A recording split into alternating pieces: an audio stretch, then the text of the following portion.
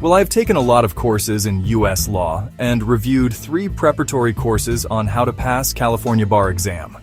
It is offered in February and July, and I have now till February or July 2026 to go through 8 prep courses in areas of law tested and also about 4 or 5 more on areas tested on California law like community property and ethical conduct. I already know what areas of law I will do a lot of work in. Immigration, social security, adoption, and areas dealing with civil rights violations and agency conduct.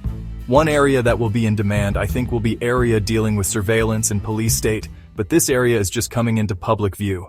I suspect that there will be conflict and even separation in portions of United States, like some states will really want to exit the Union.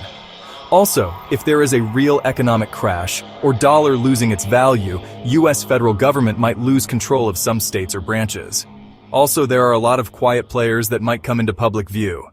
US has been spending billions of drugs from Latin America, and also importing a lot of goods from Asian countries, and many players with huge pools of US cash that they would like to spend or buy everything not nailed down here in America, and the ensuing insecurity on Americans where they live in a country owned by Arabsa and Asians.